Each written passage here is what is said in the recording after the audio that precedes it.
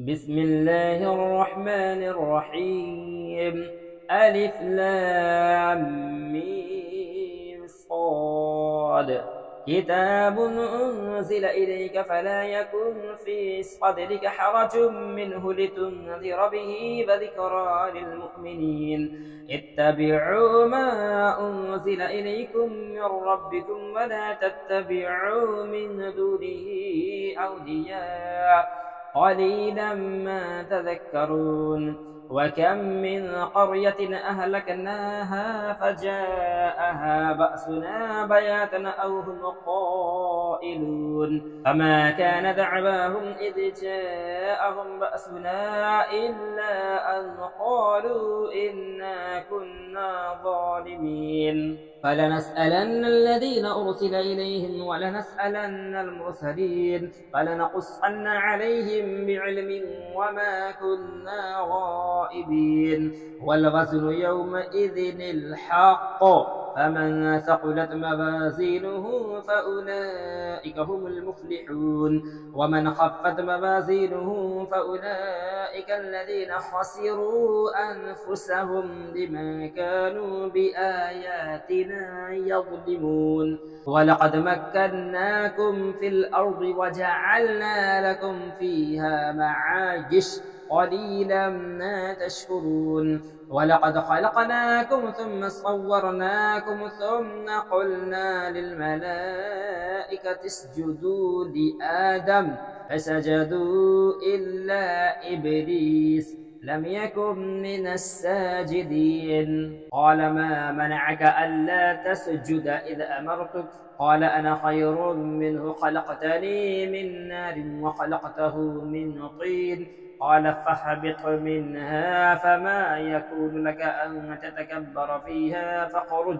إنك من الصاغرين. قال أنظرني إلى يوم يبعثون. قال إنك من المنظرين. قال فبما أغويتني لأقعدن لهم صراطك المستقيم ثم لآتينهم من بين أيديهم ومن خلفهم وعن أيمانهم وعن شمائلهم ولا تجد أكثرهم شاكرين. قال اخرج منها مذءوما مدحورا لمن تبعك منهم لأملأن جهنم منكم أجمعين. ويا آدم اسكن أنت وزوجك الجنة فكلا من حيث شئتما ولا تقربا هذه الشجرة فتكونا من الظالمين. فوسوس لهما الشيطان ليبدي لهما ما وري عنهما من سوآتهما وقال ما نهاكما ربكما عن هذه الشجرة إلا أن تكونا ملكين أو تكونا من الخالدين. وقاسمهما إني لكما لمن الناصحين فدلاهما بغرور. فلما ذاقا الشجرة بدت لهما سوآتهما وطفقا يخصفان عليهما من ورق الجنة وناداهما ربهما ألم أنهكما عن تلكما الشجرة وأقل لكما إن الشيطان لكما عدو مبين. قالا ربنا ظلمنا أنفسنا وإن لم تغفر لنا وترحمنا لنكونن من الخاسرين. قال اهبطوا بعضكم لبعض عدو ولكم في الأرض مستقر ومتاع إلى حين. قال فيها تحيون وفيها تموتون ومنها تخرجون. يا بني آدم قد أنزلنا عليكم لباسا يواري سوآتكم وريشا ولباس التقوى ذلك خير ذلك من آيات الله لعلهم يذكرون. يا بني آدم لا يفتننكم الشيطان كما أخرج أبويكم من الجنة ينزع عنهما لباسهما ليريهما سوآتهما إنه يراكم هو وقبيله من حيث لا ترونهم إنا جعلنا الشياطين أولياء للذين لا يؤمنون وإذا فعلوا فاحشة قالوا وجدنا عليها آباءنا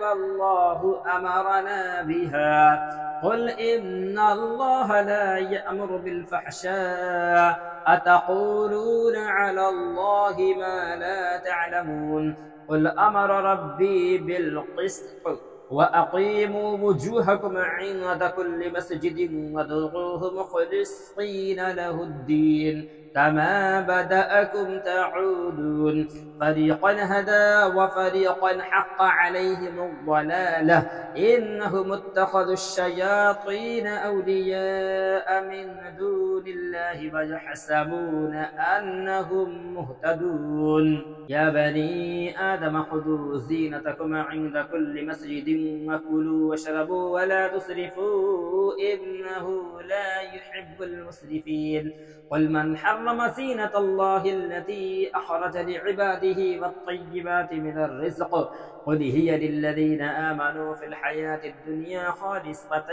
يوم القيامة كذلك نفصل الآيات لقوم يعلمون قل إنما حرم ربي الفواحش ما ظهر منها وما بطن والإثم والبغي بغير الحق وأن تشركوا بالله ما لم ينزل به سلطانا وأن تقولوا على الله ما لا تعلمون ولكل أمة أجل فإذا جاء أجلهم لا يستأخرون ساعة ولا يستقدمون يا بني آدم إما يأتينكم رسل منكم يقصون عليكم آياتي فمن اتقى وأصلح فلا خوف عليهم ولا هم يحزنون والذين كذبوا بآياتنا واستكبروا عنها أولئك أصحاب النار هم فيها خالدون فمن أظلم ممن افترى على الله كذبا أو كذب بآياته أولئك ينالهم نصيبهم من الكتاب حتى إذا جاءتهم رسلنا يتوفونهم قالوا أين ما كنتم تدعون من دون الله قالوا ضلوا عنا وشهدوا على أنفسهم أنهم كانوا كافرين قال ادخلوا في أمم قد خلت من قبلكم من الجن والإنس في النار كلما دخلت أمة لعنت أختها حتى إذا اداركوا فيها جميعا قالت أخراهم لأولاهم ربنا هؤلاء أضلونا فآتهم عذابا ضعفا من النار قال لكل ضعف ولكن لا تعلمون وقالت أولاهم لأخراهم فما كان لكم علينا من فضل فذوقوا العذاب بما كنتم تكسبون إن الذين كذبوا بآياتنا واستكبروا عنها لا تفتح لهم أبواب السماء ولا يدخلون الجنة حتى يلج الجمل في سم الخياط وكذلك نجزي المجرمين لهم من جهنم مهاد ومن فوقهم غواش وكذلك نجزي الظالمين والذين آمنوا وعملوا الصالحات لا نكلف نفسا إلا وسعها أولئك أصحاب الجنة هم فيها خالدون ونزعنا ما في صدورهم من غل تجري من تحتهم الأنهار وقالوا الحمد لله الذي هدانا لهذا وما كنا لنهتدي لولا أن هدانا الله لقد جاء جاءت رسل ربنا بالحق ونودوا أن تلكم الجنة أورثتموها بما كنتم تعملون ونادى أصحاب الجنة أصحاب النار أن قد وجدنا ما وعدنا ربنا حقا فهل وجدتم ما وعد ربكم حقا قالوا نعم فأذن مؤذن بينهم اللعنة الله على الظالمين الذين يصدون عن سبيل الله فيبغونها عوجا وهم بالآخرة كافرون وبينهما حجاب وعلى الأعراف رجال يعرفون كلا بسيماهم ونادوا أصحاب الجنة أن سلام عليكم لم يدخلوها وهم يطمعون وإذا صرفت أبصارهم تلقاء أصحاب النار قالوا ربنا لا تجعلنا مع القوم الظالمين ونادى أصحاب الأعراف رجالا يعرفونهم بسيماهم قالوا ما أغنى عنكم جمعكم وما كنتم تستكبرون أهؤلاء الذين أقسمتم لا ينالهم الله برحمة ادخلوا الجنة لا خوف عليكم ولا أنتم تحزنون ونادى أصحاب النار أصحاب الجنة أن أفيضوا علينا من الماء أو مما رزقكم الله قالوا إن الله حرمهما على الكافرين الذين اتخذوا دينهم لهوا ولعبا وغرتهم الحياة الدنيا فاليوم ننساهم كما نسوا لقاء يومهم هذا وما كانوا بآياتنا يجحدون ولقد جئناهم بكتاب فصلناه على علم هدى ورحمة لقوم يؤمنون هل ينظرون إلا تأويله يوم يأتي تأويله يقول الذين نسوه من قبل قد جاءت رسل ربنا بالحق فهل لنا من شفعاء فنشفع لنا أو نرد فنعمل غير الذي كنا نعمل قد خسروا أنفسهم وضل عنهم ما كانوا يفترون إن ربكم الله الذي خلق السماوات والأرض في 6 أيام ثم استوى على العرش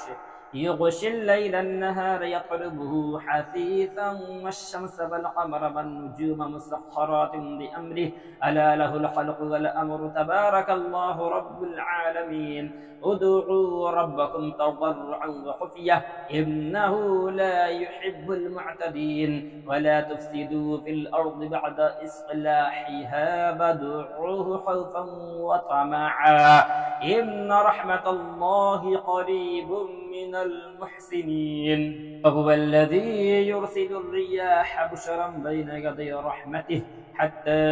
إذا أقلت سحابا ثقالا سقناه لبلد ميت فأنزلنا به الماء فأخرجنا به من كل الثمرات كذلك نخرج الموتى لعلكم تذكرون والبلد الطيب يخرج نباته بإذن ربه والذي خبث لا يخرج إلا نكدا كذلك نصرف الآيات لقوم يشكرون لقد أرسلنا نوحا إلى قومه فقال يا قوم اعبدوا الله ما لكم من إله غيره إني أخاف عليكم عذاب يوم عظيم قال الملأ من قومه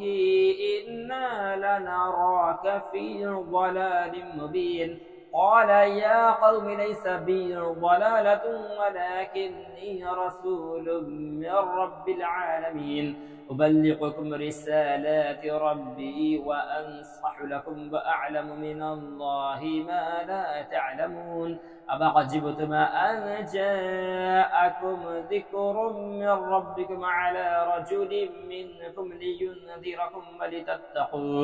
ولتتقوا ولعلكم ترحمون فكذبوه فأنجيناه والذين معه في الفلك فأغرقنا الذين كذبوا به بآياتنا إنهم كانوا قوما عمين. وإلى عاد أخاهم هودا قال يا قوم اعبدوا الله ما لكم من إله غيره أفلا تتقون. قال الملأ الذين كفروا من قومه إنا لنراك في سفاهة وإنا لنظنك من الكاذبين. قال يا قوم ليس بي سفاهة ولكني رسول من رب العالمين أبلغكم رسالات ربي وأنا لكم ناصح أمين. أفعجبتم أن جاءكم ذكر من ربكم على رجل منكم لينذركم واذكروا إذ جعلكم خلفاء من بعد قوم نوح وزادكم في الخلق بسطة فاذكروا آلاء الله لعلكم تفلحون. قالوا أجئتنا لنعبد الله وحده ونذر ما كان يعبد آباؤنا فأتنا بما تعدنا إن كنت من الصادقين. قال قد وقع عليكم من ربكم رجس وغضب أتجادلونني في أسماء سميتموها أنتم وآباؤكم ما نزل الله بها من سلطان فانتظروا إني معكم من المنتظرين. فأنجيناه والذين معه برحمة منا وقطعنا دابر الذين كذبوا بآياتنا وما كانوا مؤمنين. وإلى ثمود أخاهم صالحا قال يا قوم اعبدوا الله ما لكم من إله غيره قد جاءتكم بينة من ربكم هذه ناقة الله لكم آية فذروها تأكل في أرض الله ولا تمسوها بسوء فيأخذكم عذاب أليم. واذكروا إذ جعلكم خلفاء من بعد عاد وبوأكم في الأرض تتخذون من سهولها قصورا وتنحتون الجبال بيوتا فاذكروا آلاء الله ولا تعثوا في الأرض مفسدين. قال الملأ الذين استكبروا من قومه للذين استضعفوا لمن آمن منهم أتعلمون أن صالحا مرسل من ربه قالوا إنا بما أرسل به مؤمنون. قال الذين استكبروا إنا بالذي آمنتم به كافرون. فعقروا الناقة وعتوا عن أمر ربهم وقالوا يا صالح ائتنا بما تعدنا إن كنت من المرسلين. فأخذتهم الرجفة فأصبحوا في دارهم جاثمين. فتولى عنهم وقال يا قوم لقد أبلغتكم رسالة ربي ونصحت لكم ولكن لا تحبون الناصحين. ولوطا إذ قال لقومه أتأتون الفاحشة ما سبقكم بها من أحد من العالمين إنكم لتأتون الرجال شهوة من دون النساء بل أنتم قوم مسرفون. وما كان جواب قومه إلا أن قالوا أخرجوهم من قريتكم إنهم أناس يتطهرون. فأنجيناه وأهله إلا امرأته كانت من الغابرين. وأمطرنا عليهم مطرا فانظر كيف كان عاقبة المجرمين. وإلى مدين أخاهم شعيبا قال يا قوم اعبدوا الله ما لكم من إله غيره قد جاءتكم بينة من ربكم فأوفوا الكيل والميزان ولا تبخسوا الناس أشياءهم ولا تفسدوا في الأرض بعد إصلاحها ذلكم خير لكم إن كنتم مؤمنين ولا تقعدوا بكل صراط توعدون وتصدون عن سبيل الله من آمن به وتبغونها عوجا واذكروا إذ كنتم قليلا فكثركم وانظروا كيف كان عاقبة المفسدين وإن كانت طائفة منكم آمنوا بالذي أرسلت به وطائفة لم يؤمنوا فاصبروا حتى يحكم الله بيننا وهو خير الحاكمين. أعوذ بالله من الشيطان الرجيم. بسم الله الرحمن الرحيم. قال الملأ الذين استكبروا من قومه لنخرجنك يا شعيب والذين آمنوا معك من قريتنا أو لتعودن في ملتنا قال أولو كنا كارهين قد افترينا على الله كذبا إن عدنا في ملتكم بعد إذ نجانا الله منها وما يكون لنا أن نعود فيها إلا أن يشاء الله ربنا وسع ربنا كل شيء علما على الله توكلنا ربنا افتح بيننا وبين قومنا بالحق وأنت خير الفاتحين.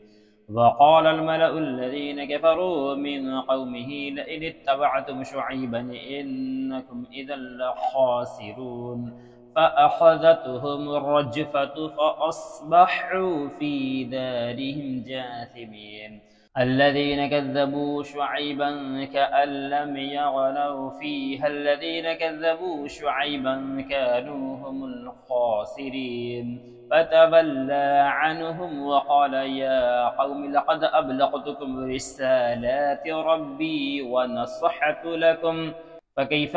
آسى على قوم كافرين. وما أرسلنا في قرية من نبي إلا أخذنا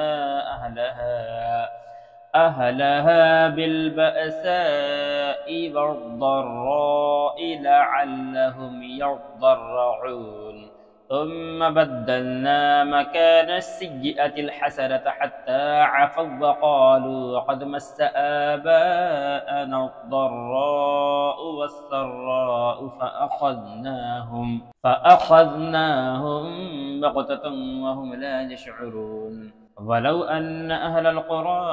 آمنوا واتقوا لفتحنا عليهم بركات من السماء والأرض ولكن كذبوا فأخذناهم بما كانوا يكسبون. أفأمن أهل القرى أن يأتيهم بأسنا بياتا وهم نائمون أفأمن أهل القرى أن يأتيهم بأسنا ضحى وهم يلعبون أفأمنوا مكر الله فلا يأمن مكر الله إلا القوم الخاسرون. أولم يهد للذين يرثون الأرض من بعد أهلها أن لو نشاء أصبناهم بذنوبهم ونطبع على قلوبهم فهم لا يسمعون. تلك القرى نقص عليك من أنبائها ولقد جاءتهم رسلهم بالبينات فما كانوا ليؤمنوا بما كذبوا من قبل كذلك يطبع الله على قلوب الكافرين. وما وجدنا لأكثرهم من عهد وإن وجدنا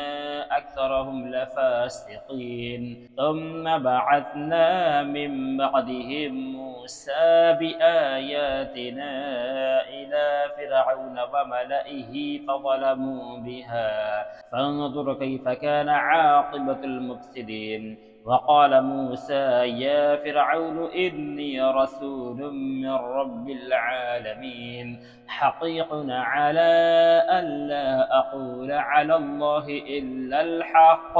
قد جئتكم ببينة من ربكم فأرسل معي بني إسرائيل.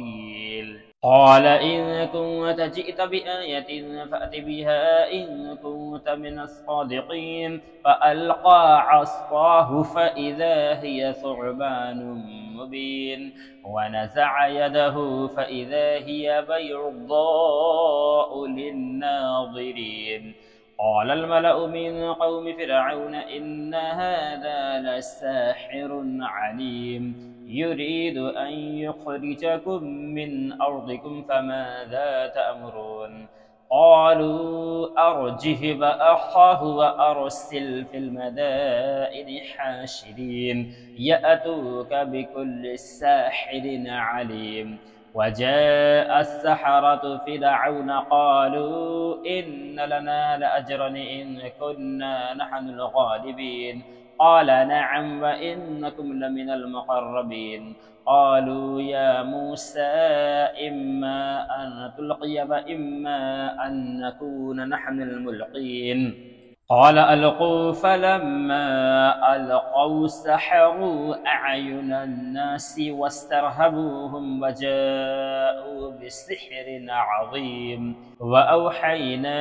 إلى موسى أن ألق عصاك فإذا هي تلقف ما يأفكون فوقع الحق وبطل ما كانوا يعملون فغلبوا هنالك وانقلبوا صاغرين وألقي السحرة الساجدين قالوا آمنا برب العالمين رب موسى وهارون قال فرعون آمنتم به قبل أن آذن لكم إن هذا لمكر مكرتموه في المدينة لتخرجوا منها أهلها فسوف تعلمون لأقطعن أيديكم وأرجلكم من خلاف ثم لأصلبنكم أجمعين قالوا إنا إلى ربنا منقلبون وما تنقم منا إلا أن آمنا بآيات ربنا لما جاءتنا ربنا أفرغ علينا صبرا وتوفنا مسلمين وقال الملأ من قوم فرعون أتذر موسى وقومه ليفسدوا في الأرض ويذرك وآلهتك قال سنقتل أبناءهم ونستحيي نساءهم وإنا فوقهم قاهرون قال موسى لقومه استعينوا بالله واصبروا إن الأرض لله يورثها من يشاء من عباده والعاقبة للمتقين قالوا أوذينا من قبل أن تأتينا ومن بعد ما جئتنا قال عسى ربكم أن يهلك عدوكم وتستخلفكم في الأرض فينظر كيف تعملون ولقد أخذنا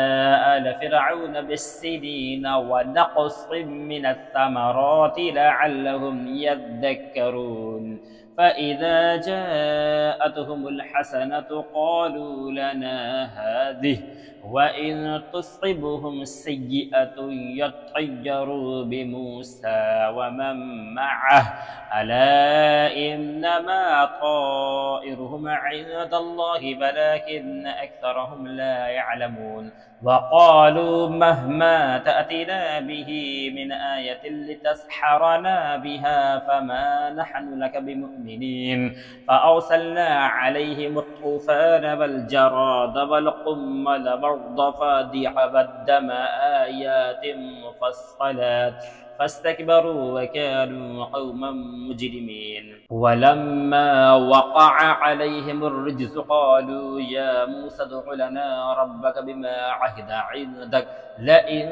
كشفت عنا الرجز لنؤمنن لك ولنرسلن معك معك بني إسرائيل فلما كشفنا عنهم الرجز إلى أجل هم بالغوه إذا هم ينكثون فانتقمنا منهم فأغرقناهم في اليم بأنهم كذبوا بآياتنا وكانوا عنها غافلين وأورثنا القوم الذين كانوا يستضعفون مشارق الأرض ومغاربها التي باركنا فيها وتمت كلمة ربك الحسنى على بني إسرائيل بما صبروا ودمرنا ما كان يصنع فرعون وقومه وما كانوا يعرشون وجاوزنا ببني إسرائيل البحر فأتوا على قوم يعكفون على أصنام لهم قالوا يا موسى اجعل لنا إلها كما لهم آلهة قال إنكم قوم تجهلون إن هؤلاء متبر ما هم فيه وباطل ما كانوا يعملون قال أغير الله أبغيكم إلها وهو فضلكم على العالمين وإذا أنجيناكم من آل فرعون يسومونكم سوء العذاب يقتلون أبناءكم ويستحيون نساءكم وفي ذلكم بلاء من ربكم عظيم وباعدنا موسى 30 ليلة وأتممناها ب10 فتم ميقات ربه 40 ليلة وقال موسى لأخيه هارون اخلفني في قومي وأصلح ولا تتبع سبيل المفسدين ولما جاء موسى لميقاتنا وكلمه ربه قال رب أرني أنظر إليك قال لن تراني ولكن انظر إلى الجبل فإن استقر مكانه فسوف تراني فلما تجلى ربه للجبل جعله دكا وخر موسى صعقا فلما أفاق قال سبحانك تبت إليك وأنا أول المؤمنين قال يا موسى إني اصطفيتك على الناس برسالاتي وبكلامي فخذ ما آتيتك وكن من الشاكرين وكتبنا له في الألواح من كل شيء موعظة وتفصيلا لكل شيء فخذها بقوة وأمر قومك يأخذوا بأحسنها سأريكم دار الفاسقين سأصرف عن آياتي الذين يتكبرون في الأرض بغير الحق وإن يروا كل آية لا يؤمنوا بها وإن يروا سبيل الرشد لا يتخذوه سبيلا وإن يروا سبيل الغي يتخذوه سبيلا ذلك بأنهم كذبوا بآياتنا وكانوا عنها غافلين والذين كذبوا بآياتنا ولقاء الآخرة حبطت أعمالهم هل يجزون إلا ما كانوا يعملون واتخذ قوم موسى من بعده من حليهم عجلا جسدا له خوار ألم يروا أنه لا يكلمهم ولا يهديهم سبيلا اتخذوه وكانوا ظالمين فلما سقط في أيديهم ورأوا أنهم قد ضلوا قالوا لئن لم يرحمنا ربنا ويغفر لنا لنكونن من الخاسرين ولما رجع موسى إلى قومه غضبان أسفا قال بئس ما خلفتموني من بعدي أعجلتم أمر ربكم وألقى الألواح وأخذ برأس أخيه يجره ارجعوا إليه قال ابن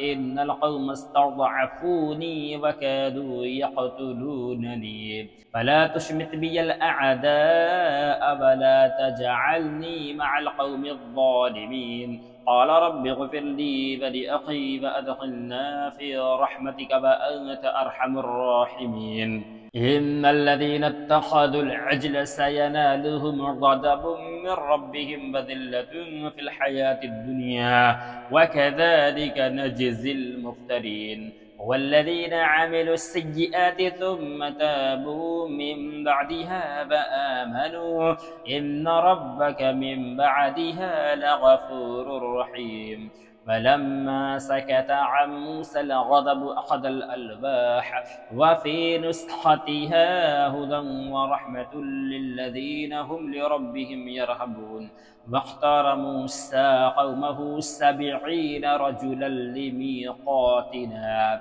فلما أخذتهم الرجفة قال رب لو شئت أهلكتهم من قبل وإياي أتهلكنا بما فعل السفهاء منا إن هي إلا فتنتك تضل بها من تشاء وتهدي من تشاء أنت ولينا فاغفر لنا وارحمنا وأنت خير الغافرين واكتب لنا في هذه الدنيا حسنة وفي الآخرة إنا هدنا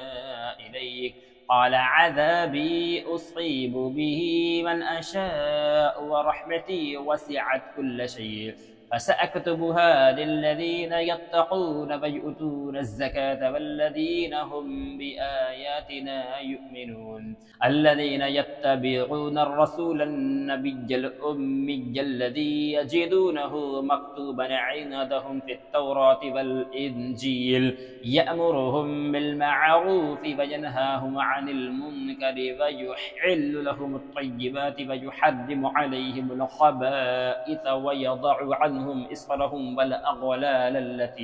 والأغلال التي كانت عليهم فالذين آمنوا به وعزروه ونصروه واتبعوا النور الذي أنزل معه أولئك هم المفلحون قل يا أيها الناس إني رسول الله إليكم جميعا الذي له ملك السماوات والأرض لا إله إلا هو يحيي ويميت لا إله إلا هو يحيي ويميت فآمنوا بالله ورسوله النبي الأمي الذي يؤمن بالله وكلماته واتبعوه لعلكم تهتدون ومن قوم موسى أمة يهدون بالحق وبه يعدلون وقطعناهم 12 أسباطا أمما وأوحينا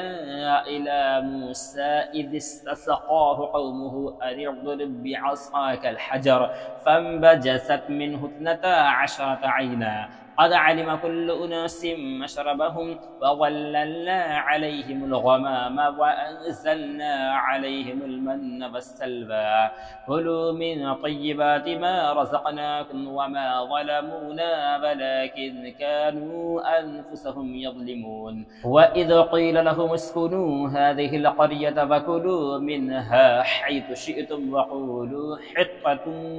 وادخلوا الباب سجدا نغفر لكم خطيئاتكم سنزيد المحسنين فبدل الذين ظلموا منهم قولا غير الذي قيل لهم فأرسلنا عليهم رجزا من السماء بما كانوا يظلمون واسألهم عن القرية التي كانت حاضرة البحر إذ يعدون في السبت إذ تأتيهم حيتانهم يوم سبتهم شرعا ويوم لا يسبتون لا تأتيهم كذلك نبلوهم بما كانوا يفسقون وإذ قالت أمة منهم لم تعظون قوما الله مهلكهم أو معذبهم عذابا شديدا قالوا معذرة إلى ربكم ولعلهم يتقون فلما نسوا ما ذكروا به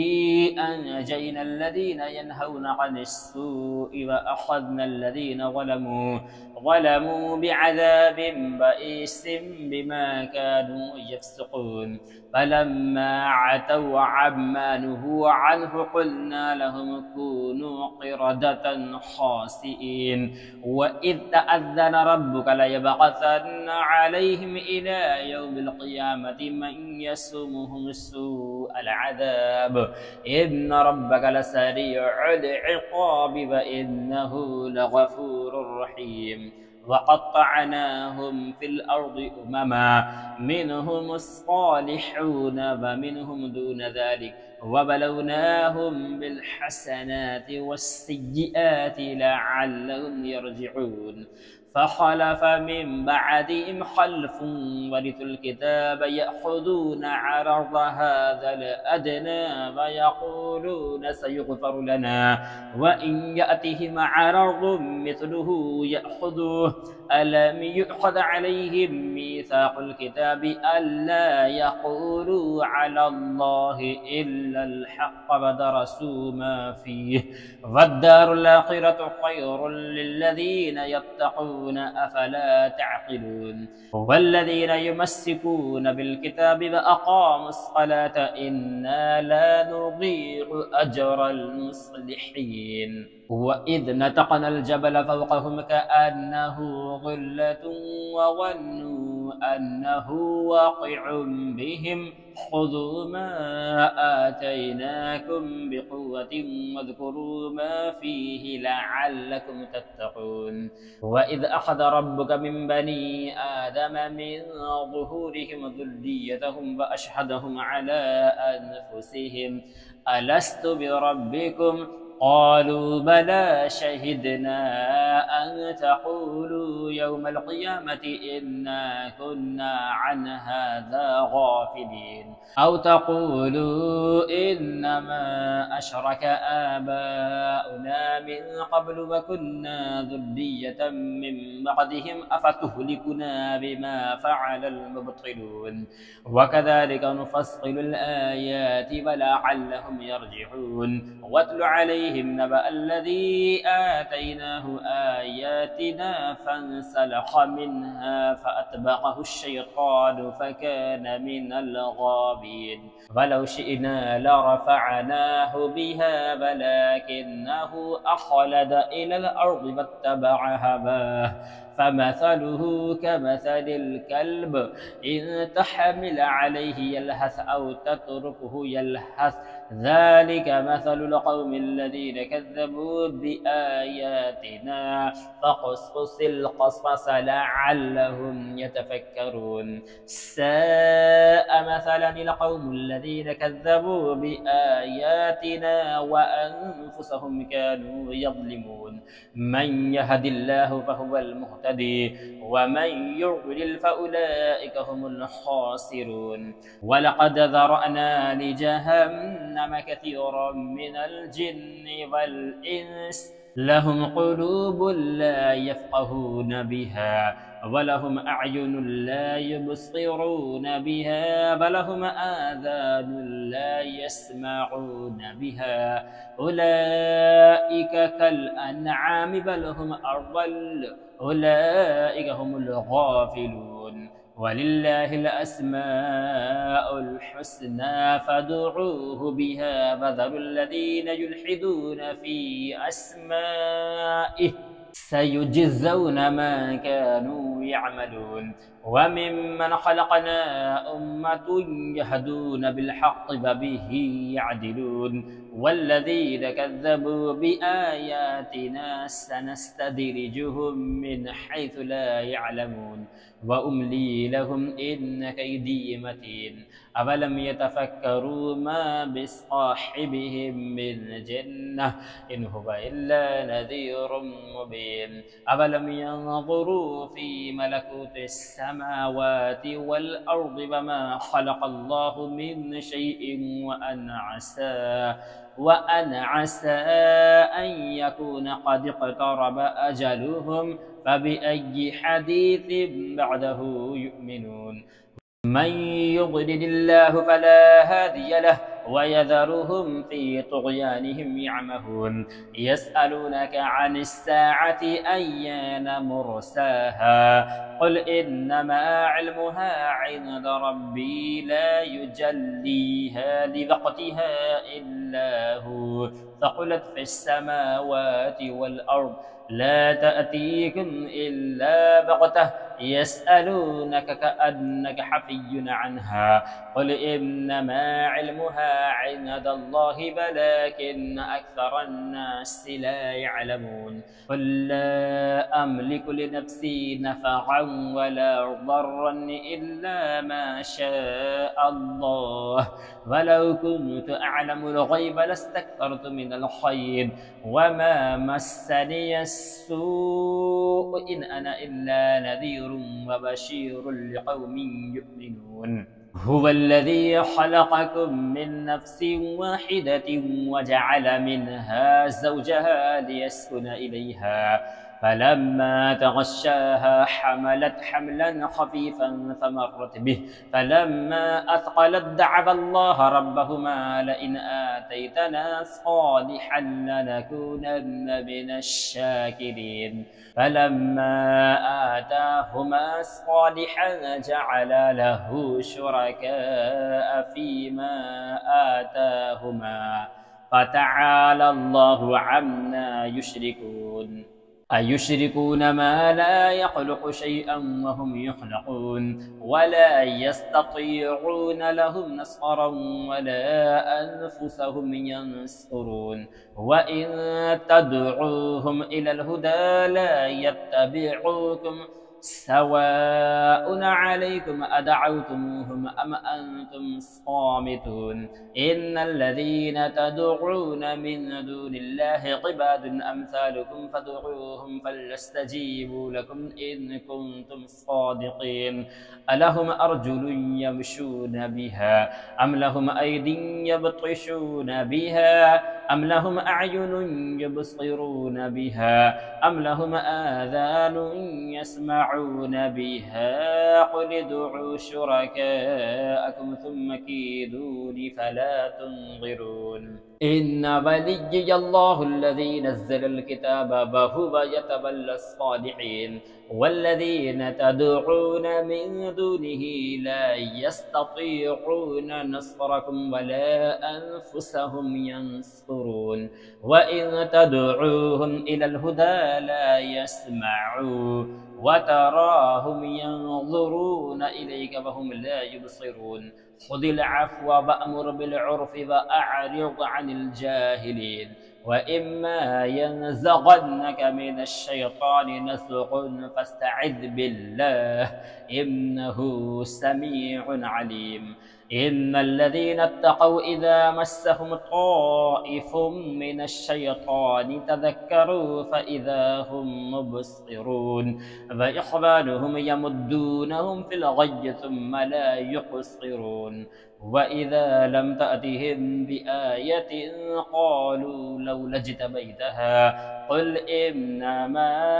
أتبع ما يوحى إلي من ربي هذا بصائر من ربكم وهدى ورحمة لقوم يؤمنون وإذا قرئ القرآن فاستمعوا له وأنصتوا لعلكم ترحمون واذكر ربك في نفسك تضرعا وخيفة ودون الجهر من القول بالغدو والآصال ولا تكن من الغافلين إن الذين عند ربك لا يستكبرون عن عبادته فيسبحونه وله يسجدون